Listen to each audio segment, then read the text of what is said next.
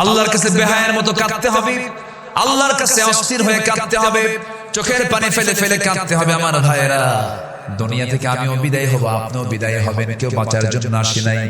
যে কোনো মুহূর্তে দুনিয়া থেকে বিদায় নিয়ে নেব। মৃত্যু কিন্তু সহজ কোনো বিষয় নয়। ইদ্রিস আলাইহিস সালাম একদিন বলছেন, আল্লাহ মৃত্যুর যন্ত্রণা কেমন আমাকে একটু দেখায় দাও, তো আমি একটু দেখতে চাই।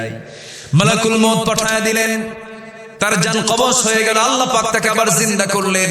এবার বলো হলো ইদ্রিস কষ্ট কেমন হয়েছে? তিনি বলছেন, আল্লাহ আমার কাছে মনে হলো আমার যখন জান কবজ হচ্ছিল, একটা জীবিত মানুষের মাথার চামড়া টেনে টেনে পা পর্যন্ত নিয়ে আসলে যত বড় না কষ্ট হয়, তার চাইতে বেশি কষ্ট আমার অনুভূত হচ্ছিল।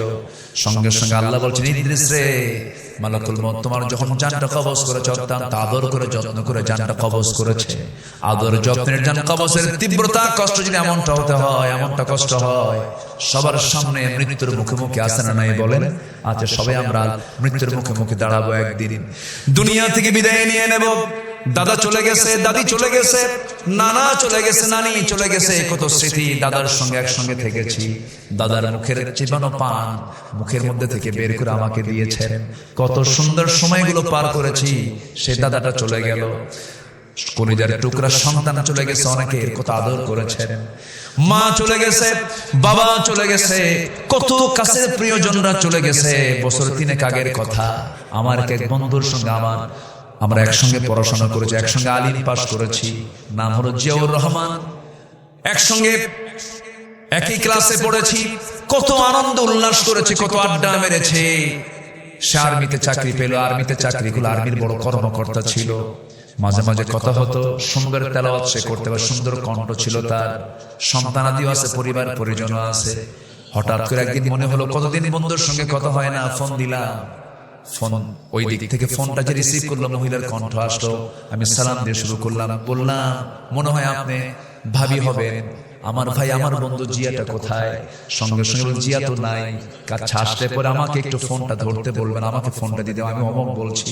ওপার থেকে একটু কাদা কাদা কণ্ঠে বলছে, ভাই রে, আপনার ভাই তো এমন জায়গায় গেছে যে দেশ থেকে মানুষ আর কোনোদিন ফিরে আসে না, দুনিয়া থেকে বিদায় নিয়েছে। আমি নিজেকে স্থির করতে পারলাম না। হারে, আমার বয়সী মানুষ, একসঙ্গে পড়াশোনা করলাম, একসঙ্গে সময় কাটালাম। একটা মানুষের জীবন পরিবর্তনের জন্য বেশি কিছু লাগে না। একটা মানুষের বাস্তব কোন বইয়ের পড়া, বইয়ের শিক্ষা দিয়ে মানুষ কখনো শুধু ভালো হবে না। বাস্তব একটা শিক্ষা হলো, একটা বান্দা ভালো হওয়ার জন্য তার প্রিয়জনের মৃত্যুটা তার সবচেয়ে বড় শিক্ষা। প্রিয়জন দুনিয়া থেকে বিদায় নিয়েছে, কিছু না জীবন, ও চলে গেছে, আমিও চলে যাব। সব দুনিয়া থেকে একদিন বিদায় নিয়ে নেব। আমার নবী দুনিয়া থেকে বিদায় নিচ্ছেন, খুব অসুস্থ মানুষ। ওমরে ফারুক রাদিয়াল্লাহু আনহু পাগলার মতো হয়ে গেছেন। একজন এসে বলতেছে, ভাই ওমর, রাসূল ইন্তেকাল করেছেন। আমার নবীজি খুব পারিবারিক মানুষ ছিলেন, তিনি পরিবারকে খুব মহব্বত করতেন, পরিবারকে সময় দিতেন। ওমরে ফারুক জানেন না তিনি ইন্তেকাল করেছেন, কারণ রাসূল ইন্তেকাল করেছেন সাহাবীদের সামনে না, স্ত্রীর সামনে। বলেন কার সামনে? স্ত্রীর সামনে, ঘরের ভেতরে পর্দার পরিবেশে তিনি ছিলেন। ঘরের মধ্যে তিনি দুনিয়া থেকে বিদায় নিয়েছেন। রাসূল যখন দুনিয়া থেকে বিদায় নেন, তার সামনে কেউ ছিল না, মাত্র একটা মানুষ ছিল, তার নাম হচ্ছে আম্মা জান আয়েশা সিদ্দিকা রাদিয়াল্লাহু তাআলা আনহা। তিনি যখন দুনিয়া থেকে বিদায় নেন, তিনি পরিবারকে খুব মহব্বত করতেন।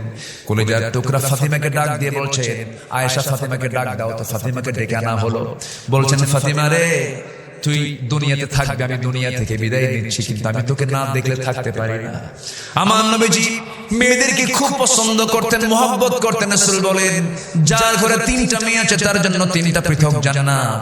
আমি 4টা মেয়ের বাবা। রাসূল মেয়েদেরকে খুব প্রাধান্য দিতেন, বলতেন, ও মেয়ের বাবারা, বাজার করতে গেলে পরে মেয়ের জন্য আগে বাজার করবা, ছেলের জন্য পরে বাজার করবা, মেয়েদেরকে দাম দিবা। আমি মেয়েদের বাবা, মেয়েদেরকে সম্মান করি। আমার রাসূল মেয়েদেরকে খুব মহব্বত করতেন, খুব আদর করতেন। ফাতিমা রাদিয়াল্লাহু আনহাকে বিয়ে দিলেন।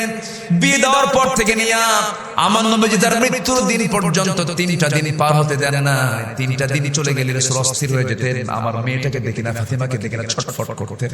নবীজি এতটাই পারিবারিক ছিলেন, পরিবারকে খুব মহব্বত করতেন, সন্তানদের সময় দিতেন, বউদেরকে সময় দিতেন। আমার নবীজির 4টা স্ত্রী একদিন একসঙ্গে নবীর সামনে দাঁড়িয়ে বলছেন, হুজুর আপনি কাকে সবচেয়ে বেশি ভালোবাসেন? রাসূল বলছেন, কেন কি হয়েছে হুজুর? আমাদের 4 জনের মধ্যে গন্ডগোল হয়েছে, আপনি আমাকে ভালোবাসেন, আপনি আমাকে ভালোবাসেন, সবাই বলে আমাকে বেশি ভালোবাসে। আপনার মুখ থেকে শুনতে চাই আপনি কাকে ভালোবাসেন? বলুন তো এই প্রশ্নটা সহজ না কঠিন? কঠিন প্রশ্ন, বললেই তো কেসাল লেগে যাবে, সমস্যা হয়ে যাবে। রাসূল বলছেন, একটু হিকমত খাটানো দরকার, তোমরা চলে যাও। তাদেরকে পাঠায় দিলেন, বললেন আগামীকালকে বলে দেব তোমাদেরকে আমি কাকে সবচেয়ে বেশি ভালোবাসি। ব্রেন খাটায় করলেন কি, সন্ধ্যা হতে হতেই, অন্ধকার হতে হতেই তিনি 8টা খেজুর হাতের মধ্যে নিলেন, 2টা করে প্যাকেট করলেন। 2টা খেজুর নিয়ে প্রথমে আম্মা জান আয়েশার ঘরে গিয়ে বলছেন, আয়েশা রে আমি তোমাকে দারুণ ভালোবাসি, 2টা খেজুর দিয়ে গেলাম, কিন্তু তোমাকে যে এত ভালোবাসি 2টা খেজুর দিয়ে গেছি, এই কথা যেন অন্য কোনো স্ত্রীর কানে না যায়। দ্বিতীয় স্ত্রী ঘরে একই কথা বললেন, তৃতীয় স্ত্রী ঘরে একই কথা বললেন, চতুর্থ স্ত্রী ঘরে গিয়ে একই কথা বলে 2টা করে খেজুর দিয়ে আসলেন, একই কথা বলে চলে আসলেন। পরের দিন সকালবেলা বুক ভরা আশা নিয়ে 4 জন চলে গেছে। হুজুর আপনি বলেছেন আজকে জানাবেন কাকে বেশি ভালোবাসেন। রাসূল একটু মুস্কি হাসি মেরে বলছেন, ও আমার স্ত্রীরা, গত রাত্রিতে আমি লুকায় যার ঘরে 2টা খেজুর দিয়ে আসছি আমি তাকেই বেশি ভালোবাসি। সুবহানাল্লাহ বলবেন না? আমার নবীজির বিজ্ঞতা, আমার নবীজির কি সুন্দর সিস্টেম পদ্ধতি। রাসূল সময়কে ম্যানেজ করেছেন। ছোট্ট বাচ্চাদের সামনে যখন বসে যেতেন, বাচ্চা মানুষ বাচ্চার মতো হয়ে যেতেন। আমার নবীজি সেজদায় যেতেন, হোসেন নবীজির ঘাড়ে গিয়ে বসতেন। আমার নবীজি রুকুতে যেতেন, লাফ মেরে গিয়ে নবীজির পিঠে গিয়ে বসতেন হোসেন রাদিয়াল্লাহু তাআলা আনহু। আমার নবীজি জুমার খুতবা দিতেন, হোসেন লম্বা জুব্বা পরে বারবার প্যাচ লেগে পড়ে যান। নবীজি ওয়াজিব খুতবা ছেড়ে দিয়ে ছোট্ট বাচ্চা হোসেনকে প্রথম কাতারে বসায় দেন। আমার বন্ধুগণ, যে মসজিদে ছোট্ট বাচ্চাদের চিৎকার আওয়াজ শোনা যায়, যে মসজিদগুলোতে বাচ্চাদের কান্নার আওয়াজ শোনা যায়, এটা হচ্ছে রহমতের মসজিদ, বরকতের মসজিদ। জোরে কান সুবহানাল্লাহ। বাচ্চাগুলো যা আছে সব নিয়ে যাবেন মসজিদে, ছেলে হোক মেয়ে হোক, 4 বছর 5 বছর 6 বছর 7 বছর 8 বছর 9 বছর, সবগুলো বাচ্চা গ্রামের কোথাও থাকবে না, সব চলে যাবে কোথায়? মসজিদে। তারা হাঁটবে, তারা হাসবে, তারা কাঁদবে, তারা ঠেলাঠেলি করবে, তারা ঘুতাঘুতি করবে, কোনো ডিস্টার্ব করা যাবে না। নিজের চোখে দেখে আসলাম কাতারের সেন্ট্রাল মসজিদ, দোহার মধ্যে সবচেয়ে শ্রেষ্ঠ মসজিদ কাতারের সেন্ট্রাল মসজিদ দেখে আসলাম। জাস্ট আমাদের দেশের বাইতুল মুকাররমের মতো সেন্ট্রাল মসজিদের প্রথম কাতারে আমি নামাজটা যখন পড়ছিলাম, খতিব নামাজটা শেষ করলেন, কয়েক শত ছোট বাচ্চারা দৌড় মেরে এসে খতিবের কপালে চুমা খায়, হাত টেনে ধরে, তার জামা টেনে ধরে। খতিবের সবাইকে সুন্দর করে আদর করছেন, স্নেহ করছেন। কিন্তু আমার দেশের মসজিদগুলো কিছু বুড়াদের দখলে, কিছু বুড়া মানুষ, এত বুড়া মানুষ চোখগুলো এত বড় বড় বানায়, বাচ্চাদের দেখলে পরে ওই বাচ্চাগুলো মনে মনে দোয়া করে, বুড়া তুই মরবি কোন দিন। আছে না নাই? এগুলো করা যাবে না, মসজিদকে আমরা আবাদ বানায় ফেলবো। জোরে বলি ইনশাআল্লাহ। আমার বন্ধুগণ, আয়েশা সিদ্দিকার ঘরে রাসূল দুনিয়া থেকে বিদায় নেবেন। এবার রাসূল বলছেন, আয়েশা রে, দুনিয়াতে আমার কারোর সঙ্গে কোনো কথা হলো না, তোমার সঙ্গে আমার সর্বশেষ কথা হয়ে দুনিয়া থেকে আমি বিদায় নিচ্ছি। আয়েশা, তোমাকে একটা কথা বলে যাচ্ছি, আমার উম্মতকে একটা মেসেজ জানায় দিবা। আমার উম্মত 1 নম্বর হক, আল্লাহর হক, নামাজ যেন 5 ওয়াক্ত আমার উম্মতরা যেন কখনো না ছেড়ে দেয়। আল্লাহ তুমি সকল মানুষকে নামাজি বানায় দাও। জোরে বলি আমিন। বান্দা যদি নামাজ কেন্দ্রিক জীবনটা সাজায় নেয়, সে বান্দা সহজ অসুস্থ হওয়ার কথা নয়। কিন্তু আজকের সমাজে নামাজ আগে না কাজ আগে? বলেন, নামাজ আগে না কাজ আগে? কিন্তু আল্লাহ বলছেন, বান্দারে না, নামাজটা আগে, কাজটা পড়ে। আল্লাহ রাব্বুল আলামিন সুন্দর করে বলছেন, إذا نودي للصلاة من يوم الجمعة فاسعوا إلى ذكر الله وذروا البيع ذلكم خير لكم إن كنتم تعلمون। যখন নামাজের জন্য আহ্বান করা হবে, আযান যখন দেওয়া হবে, সেই সময় তোমরা সমস্ত বিজনেস, সমস্ত লেনদেন সবকিছুকে মাইনাস করে নামাজের দিকে রওনা দিয়ে দাও। জিকিরের অন্বেষণে মসজিদের দিকে চলে যাও, এটার মধ্যে তোমার জন্য কল্যাণ আছে। নামাজ যখন শেষ হয়ে যাবে বান্দা মসজিদে গাড়টি নিয়ে বসে থাকার দরকার নাই, মসজিদে ঘন্টার পর ঘন্টা সময় কাটানোর দরকার নাই। নামাজ আদায় হয়ে গেছে, নামাজ শেষ হওয়ার সঙ্গে সঙ্গে মসজিদ থেকে তুমি দ্রুত বের হয়ে পড়ো, রিজিকের সন্ধানে বের হয়ে যাও। যে রিজিকটা তুমি তালাশ করবে সেই রিজিকের মধ্যে আমি আল্লাহ তাআলা অগণিত নিয়ামত দিয়ে ধন্য করে দেব। জোরে বলে সুবহানাল্লাহ। নামাজ দিয়ে, নামাজকে বাস্তবায়ন করার পরে যা করব সব আমার ইবাদত বলে গণ্য হয়ে যাবে। নামাজ আগে বুকটা ফেটে যায় জানেন। মসজিদ অনেক, এখন লক্ষ লক্ষ মসজিদ। দাদার আমলে দেখেছি আমার দাদাকে 2-3 গ্রাম মিলে একটা মসজিদের ইমাম ছিলেন, নামাজ পড়িয়েছেন। এখন আমার চোখে আমি দেখি আমার গ্রাম, আমার পাড়া, এদিক সেদিক দেখি মুসল্লির চাইতে মসজিদই বেশি। আমি কি ভুল বলতেছি? দাদার আমলের কম মসজিদ ছিল, অল্প মসজিদ ছিল, কিন্তু মুসল্লি বেশি ছিল। আর এখন ঘন ঘন মসজিদ, ফজরের কোনো মুসল্লি নেই। মসজিদ কান্দে, মসজিদ মানে মুসল্লির জন্য হাহাকার করে। মসজিদটা ভরার মুসল্লি খুঁজে পাওয়া যায় না। অথচ মানুষ সবচেয়ে বেশি সময় অবস্থান করে বলো ফজরের সময় বাড়িতে, ঠিক কি না বলেন? সবচেয়ে বেশি সময় থাকে কোন সময় বলেন? ফজর। জোহরের কাজ থাকে, আসরের কাজ থাকে, মাগরিবের কাজ থাকে। এর সাথে অনেক সময় আসা যায় না, কিন্তু ফজরের 100% গ্রামের মানুষ বাড়িতে চলে আসে, কিন্তু ফজরের সবচেয়ে মুসল্লি কম পাওয়া যায়। এটা কি নিরাপদ না বিপদের লক্ষণ? বলুন, নিরাপদ না বিপদের লক্ষণ? বিপদ। কেন এরকম ভূমিকম্প ঘন হয়, আযাব গজব কেন আসে? ভূমিকম্প কি কোনো রহমত বলেন তো? অতিবৃষ্টি, অনাবৃষ্টি, খরা, এই যে বিভিন্ন কিছু আমরা দেখতে পাচ্ছি, এগুলোর মূল কারণ হলো আমাদের হাতের কামাই। আমরা প্রথম হক যেটা আল্লাহর হক, 5 ওয়াক্ত নামাজ ফজর দিয়ে শুরু করব, এটা আমার আলোচনার প্রথম আহ্বান। সবাইকে রাজি আছেন? সবাইকে রাজি আছেন ভাই? আল্লাহ সবার হাতকে কবুল করুন। জোরে বলি আমিন, আরো জোরে আমিন। আমি একটু ওয়াদা করে যাচ্ছি, আপনার এই গ্রাম, আপনার গ্রামের মসজিদ যেদিন আপনি দেখবেন জোহর, আসর, মাগরিব, ইশার চাইতে ফজরের মুসল্লি দিয়ে মসজিদ ভরে গেছে বেশি, আমি হলফ করে বলে যাচ্ছি ওই গ্রামে কোনো মাদক, নেশা, বেপরদা, শ্লীলতাহানি, কোনো প্রকার অসামাজিক কোনো কাজ কখনো হতে পারে না। নামাজ যেখানে থাকবে সেখানে অন্যায় থাকতে পারে না। নামাজই তো নয়, অন্যায় থাকবে। এখন তো যুবকরা ধ্বংস হওয়ার জন্য যুবকদের হাতে সবচেয়ে বড় অস্ত্র এখন ডিভাইস তুলে দেওয়া হয়েছে, মোবাইল তুলে দেওয়া হয়েছে। এটা এমন একটা জিনিস, এটা পেলে পরে কিছু লাগে না। ফ্যানটা একটু ওইদিকে ঘুরায় দেন, এটা পেলে আর কিছু লাগে না। বাতাস আসছে এখানে এসে লাগে, আপনারা বোঝেন না? তো একটু মুভিং করে দেন, একটু মুভিং করলে ভালো হয়। একটু হিকমত খাটান, বুদ্ধি খাটান।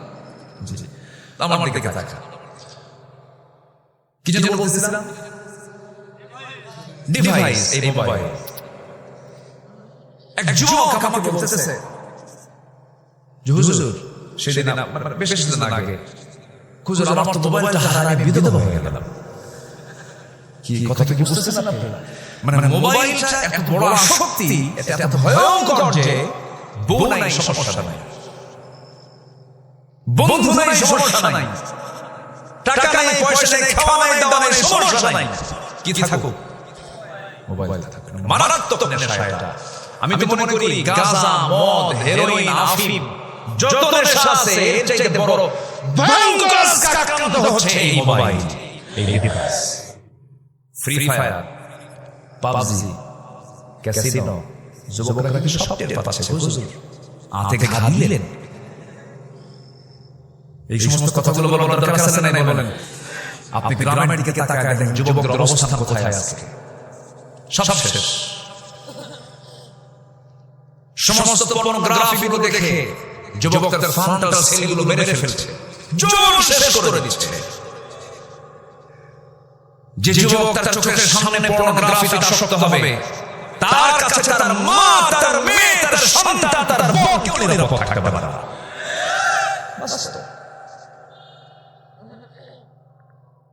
আজকে মানুষের জাহিলিয়াতকে মানে মানুষ আজকে এত নিকৃষ্ট যে কুকুর শুকুরকেও তারা হার মানিয়েছে। কুকুর শুকুরের মধ্যে যে বিকৃত যৌনাচার নাই সেটা আজকে মানুষের মধ্যে ঢুকে পড়ছে। আমেরিকার পার্লামেন্টে সমকামিতার আইন পাস হয়। এই আধুনিক দুনিয়া আমরা কোন দুনিয়ায় বসবাস করছি? আজকে পুরুষের সাথে সমকামিতায় লিপ্ত হয়, নারীতে আকৃষ্ট হয়, যা কুত্তার মধ্যেও নাই, কুকুর শুকুরের মধ্যেও নাই।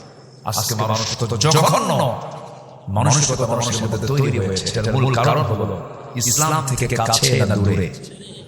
আজকে বলি ইসলাম থেকে কাছে না দূরে। সব তো দেখলাম, সব দেখা শেষ করেছি। আমরা ইসলামকে দেখতে চাই পরিপূর্ণরূপে। জোরে বলি ইনশাআল্লাহ। ইসলাম কি অপূর্ণাঙ্গ না পূর্ণাঙ্গ?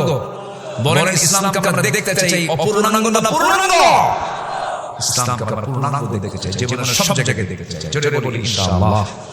আল্লাহ কবুল করুন। জোরে বলি আমিন।